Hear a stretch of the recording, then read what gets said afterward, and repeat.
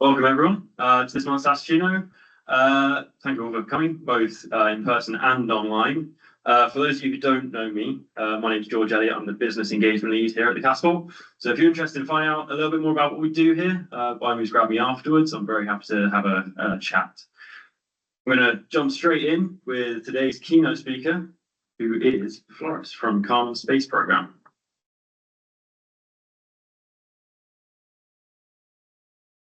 Hello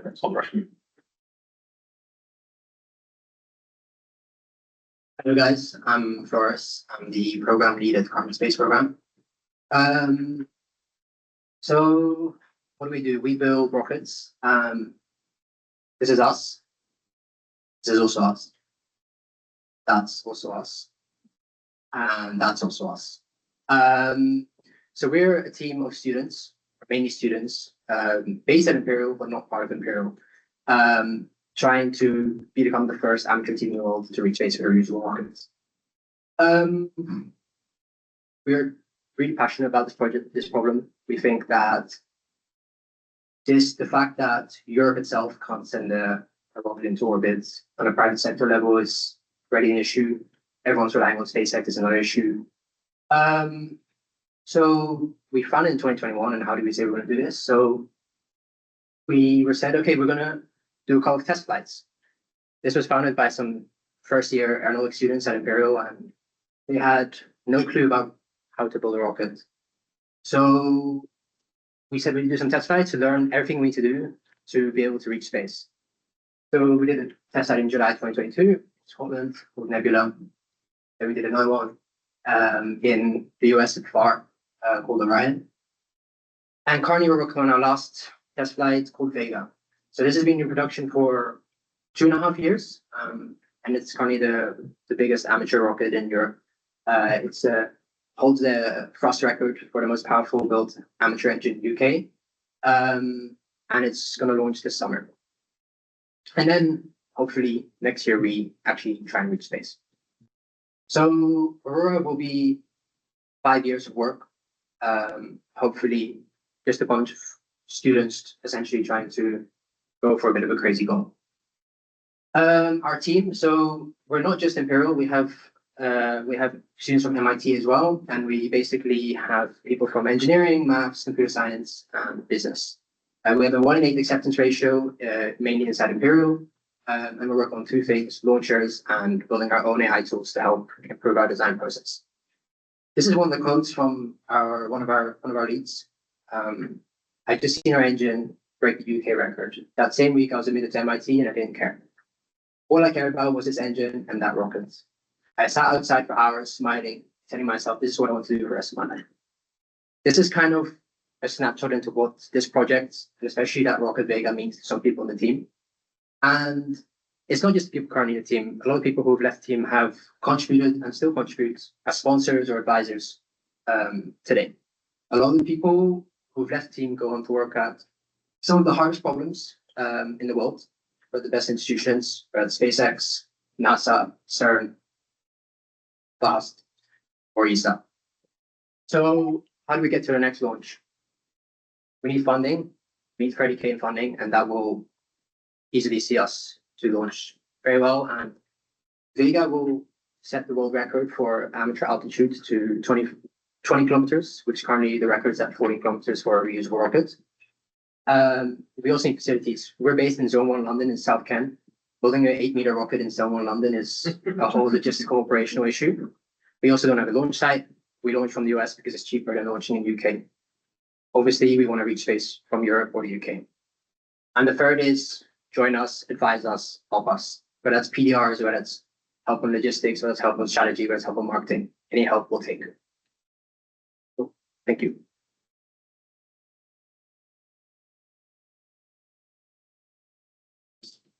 Next up, we're heading online with Lucia from Cosmic Bridge. Lucia, are you with us online? Hi, hello everyone. Can you hear me? We can indeed. Over to you. Brilliant, thank you. Well, I'm Lucia from Cosmic Bridge. Cosmic Bridge is a space consultancy connecting space ecosystems.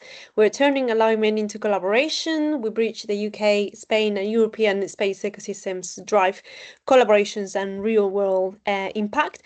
What I've seen over and over again is something I call the conversion gap. A lot of Spanish companies, international companies trying to reach out to the UK, saying there is alignment, there is interest, but it doesn't convert into real opportunities, right?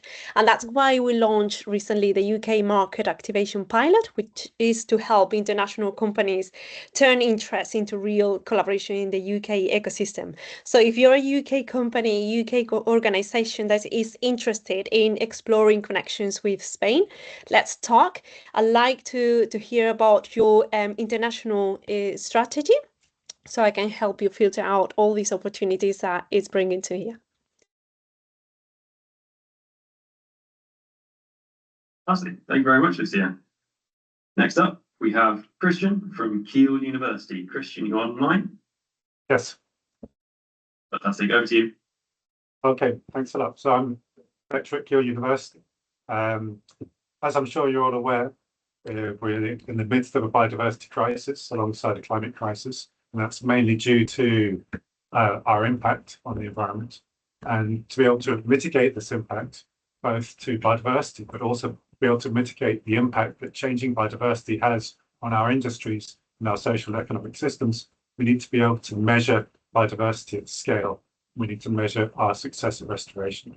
So I've been researching some ways to do this using Earth observation and biodiversity data collected on the ground using audio recorders. This is through a project that was funded by the Innovation Launchpad with the Satellite Activation Catapult. So I'm looking to take this further. I want to introduce more autonomy into the way that we obtain data from these audio recorders, remote locations using satellite communications. I want to use different types of Earth observation data and better modeling methods. This, of course, will be useful for any kinds of reporting mechanisms that industry is increasingly being asked to comply with. So if you're interested in collaborating or funding or just curious about what we do, please get in touch. Thank you very much, Christian. Next up, we have Joanna Hart from Space Partnership. Thank you very much. So hopefully by now you all know that the Space Partnership is about bringing industry, academia and government together. We're working on a range of different shared priorities so that we can figure out what is it that everybody's got to do to be able to take, to really make a difference and deliver on the ambition that the UK space sector wants to achieve. So what are we doing as part of all of that? Well, we have just published a new research report all about the role and impact from academia.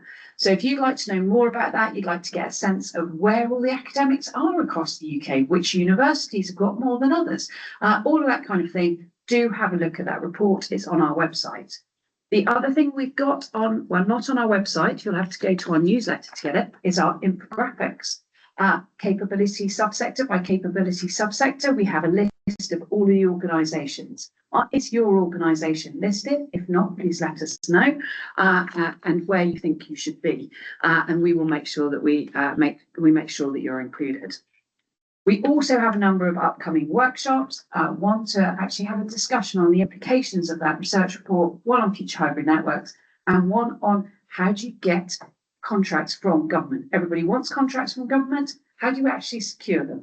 You use the government commercial agency, and we're going to have a workshop with them so that you can really find out more and understand what to do. And finally, Space Skills Advisory Panel are really interested in understanding skilled worker visas. If you sponsor people in and you can tell me which SOC code, please let me know. Do sign up to our newsletter, and then you can make sure that you keep in touch with everything. Thanks very much.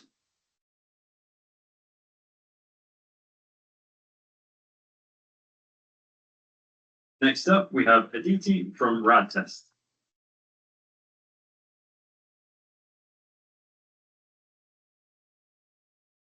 Engineer at RadTest, and my name is Aditi. So at RadTest, we're a test house who conducts radiation effects testing, including total ionizing and single event effect testing for mostly space customers like ESA, nuclear industry customers like UKAEA, and also high energy physics research institutes.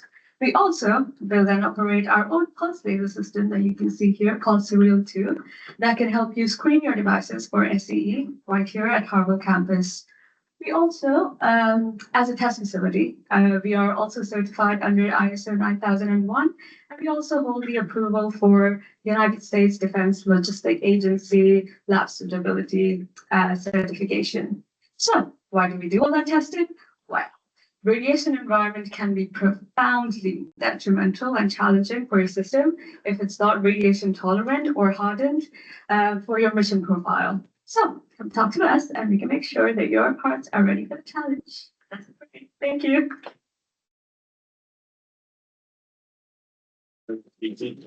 Next up, we have David Harwell from New Orbit Space.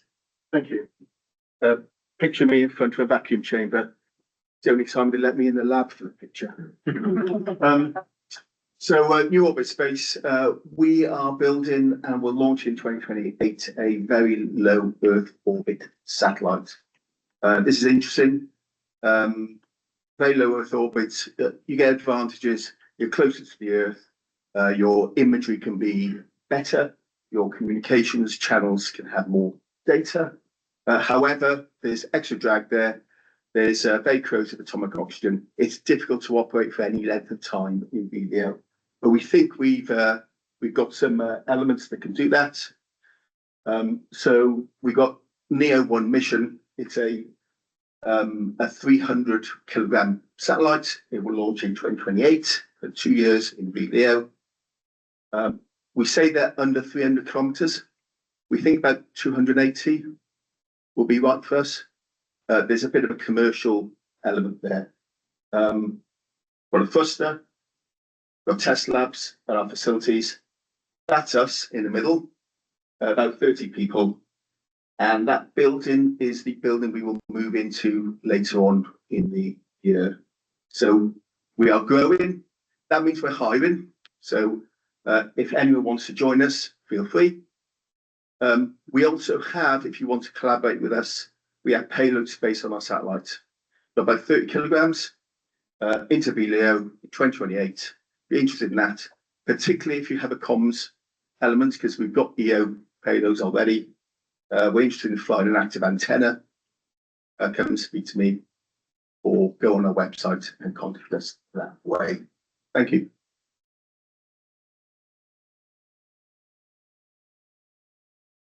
So we have Shivangi from Oxford Dynamics. Hello everyone, I am Shivangi Sharma, Business Development Associate at Oxford Dynamics. We are both frontier AI and robotics company and based at Harwell itself. So I believe that space is getting a lot better day by day in collecting data. However, the big challenge still is how do we process that data and get the better insights, faster insights, so the user and operator can make sense out of it and can then perform accordingly about it. So the challenge that we are solving is with our AI capability. It's called AVIS, a very intelligent system, which can ingest multimodal data that's coming from different payloads, sensors, all of it, and it can provide you better insights and can help you make informed decisions and help you save out all the things that like up in the space here and there, and then save the all the satellite debris, like to protecting that satellite, because that has become a real challenge out there. How do we save the assets? So we provide this capability. We are already developing this capability through ESPADA at the moment. So it's an ongoing project with ESA and UK Space Agency-led project where we are working alongside Medra Global and also Satellite Catapult. So if you want to know more about it in depth, please do reach out. And I would love to hear the problem sets and how we can work together and make a better ecosystem. Thank you.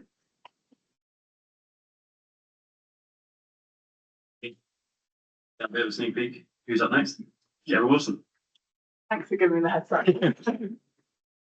Hi everyone. So who here has heard of the EU Space Act? Oh, good. Some people. That's very, very good. So this is a new piece of regulation that is proposed to come out, which could impact UK companies.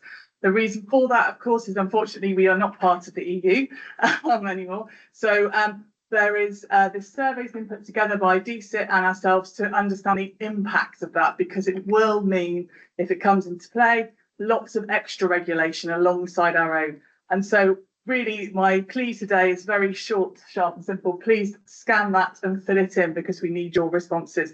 I'm not going to lie, it's quite a long survey and I'm sorry about that, but please fill in what you can, as much as you can, because it's really important that we get that data. If you have any queries, please reach out to UK Space. If you aren't a member of UK Space and would like to know more, please speak to me afterwards. Thank you very much. Thank you very much, Jen. And that's a wrap for all our speakers. So thank you all very much for joining, both in person and online. Just a couple of things to shout out before I let you back to teas, cakes and coffee. First up is the next Satuccino on the 1st of July. This is going to be a themed Satuccino on health and space. So we're going to do it in collaboration with Harwell Health Cluster. So keep a lookout for that, and hopefully you can join us on the 1st. We have quite a few events coming up. So I'll run through them quickly. So first of all, we have London Tech Week starting on the 8th, so next Monday, and ending on the 12th, obviously in London. So this is a global event that serves as a hub for innovation, collaboration and growth within the technology ecosystem. It connects founders, innovators, investors and enterprise leaders to explore transformative ideas and the emerging technologies shaping the future of business. Next up, we have Northeast Space Conference on the 9th of June up in Durham. This is going to focus on pivot into space, guiding businesses from adjacent industries to adapt capabilities and diversify into the global space market. Our own autonomous and connected Earth mission manager, Garangi Bajpai, will sit on a panel to discuss building unified strength for the UK and regional space economy. The last one there is the International Satcoms Conference, which is on the 15th to the 16th of June in London. This will offer a deep dive into the latest technologies, policies and trends in satellite communications. It connects professionals with key stakeholders from the Ministry of Defence and UK Space Agency to explore the future of secure data transmission and integrated space terrestrial networks. Next up, did say there were quite a few. EO Summit on the 22nd of June in London as well. So this brings together global leaders and experts to explore the latest advancements in policy and commercial applications in satellite data. Key highlight in this event is going to also feature our Resilient Earth mission manager, Louisa. So she's chairing the Nature Monitoring and Agriculture and Environment panel, which examines the value of satellite data for biodiversity and its impact on financial disclosure frameworks. And lastly, it's ESA Clean Space Days on the 29th to the 3rd of July, or 29th of June to the 3rd of July in Amsterdam.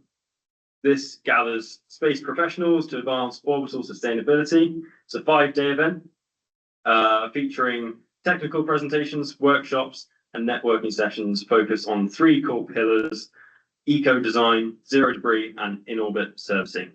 So keep a lookout for all of those as well. And with that, I just want to thank you all again very much for joining us today. Feel free to help yourselves to the rest of the teas, cakes and coffee. There's plenty, so by all means dig in. And look forward to seeing you next month. Thank you very much.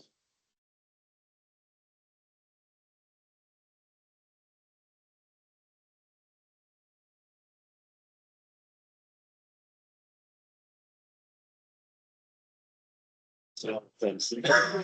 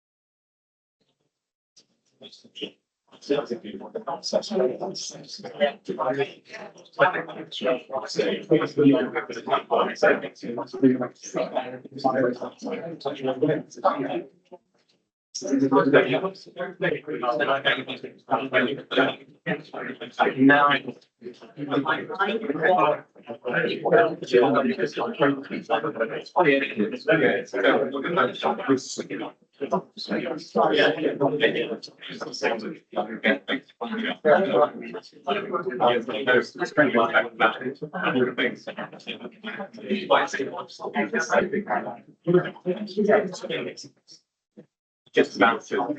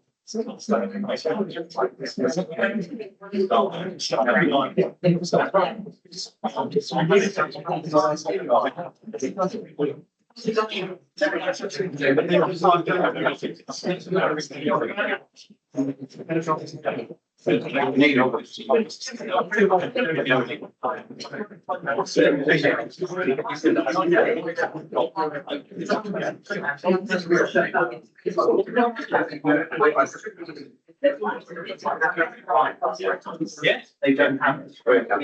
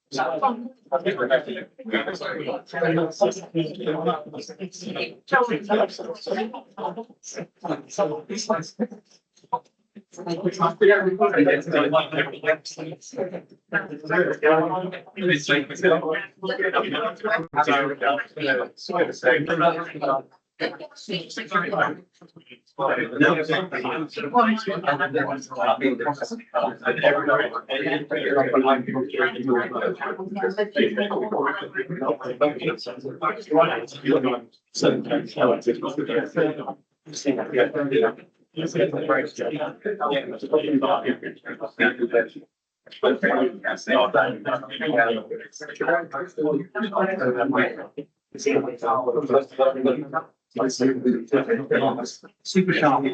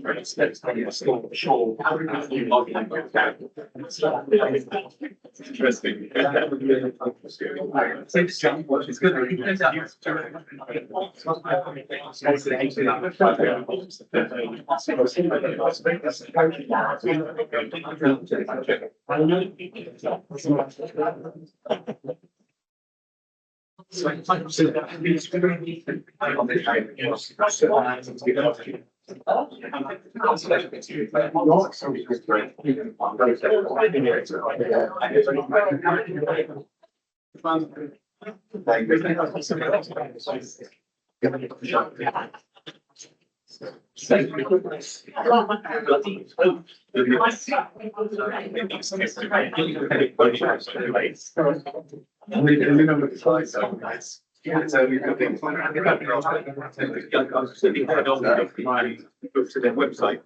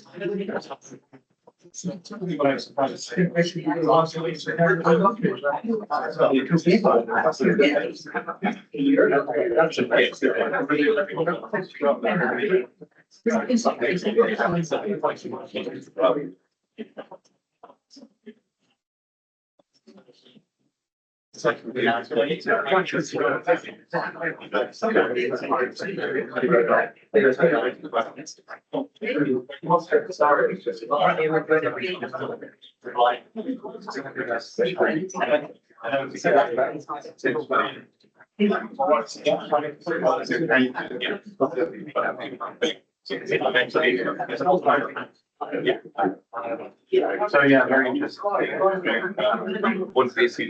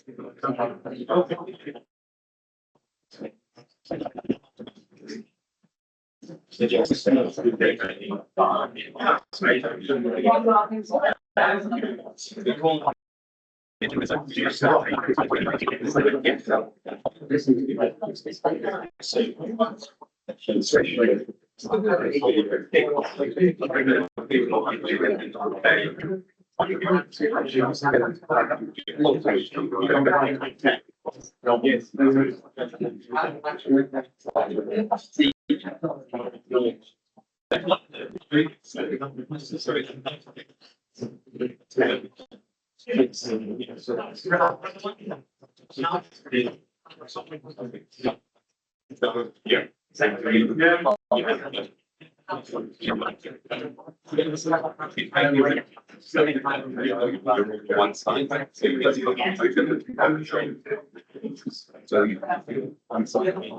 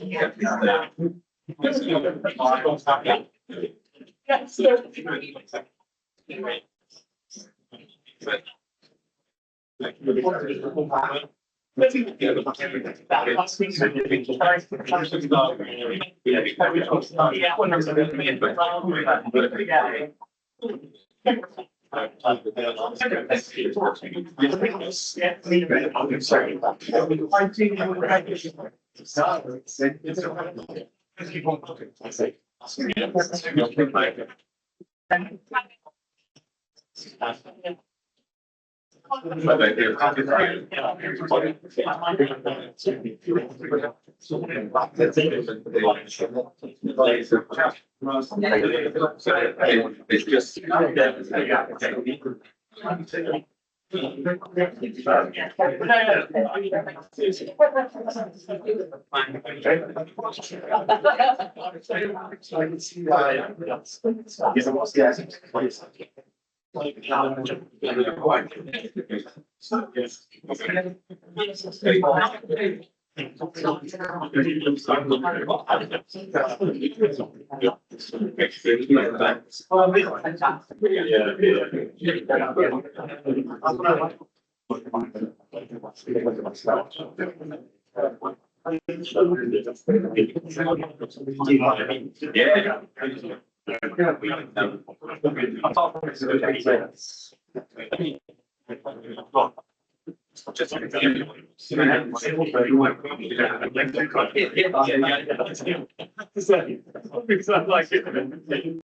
You're not very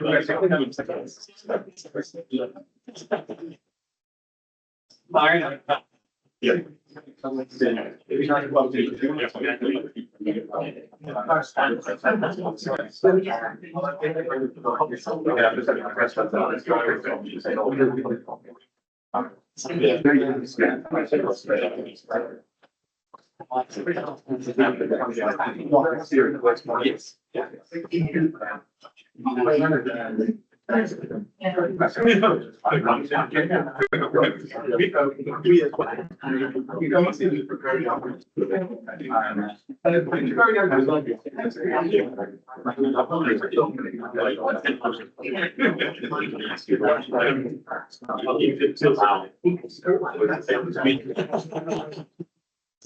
Yes, that's what we people who have different active business. Anyway, thank you very much. Very good to hear.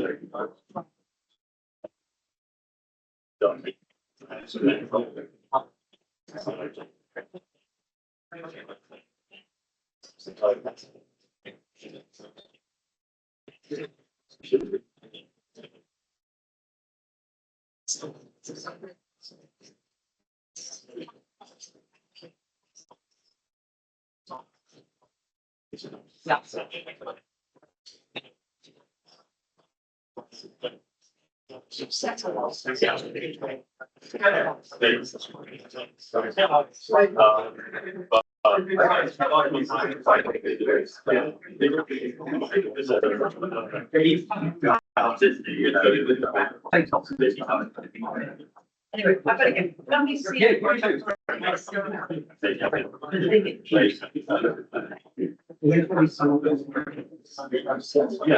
I mean, John lines are not. Yeah, I think. We have issues, but yeah. He's not.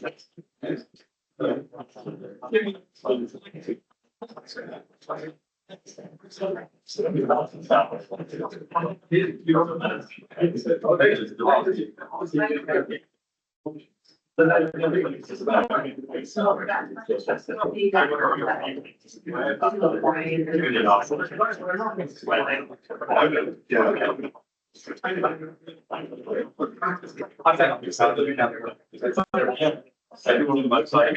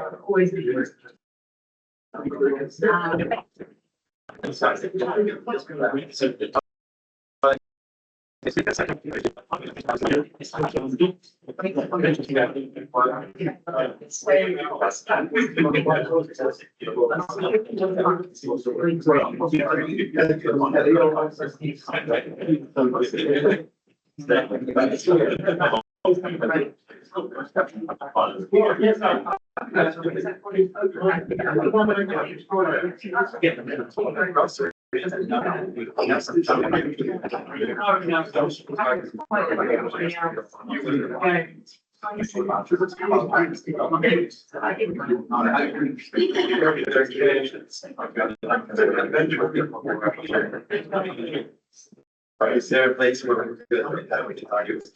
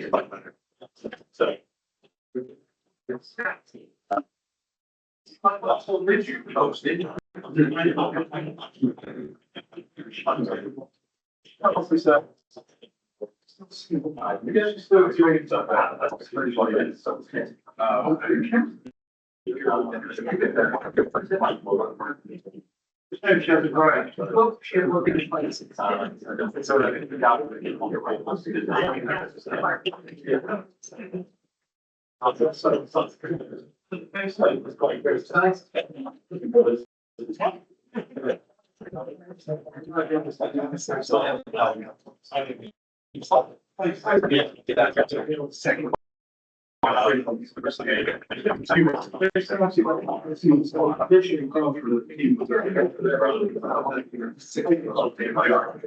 So some people would say, John, the over.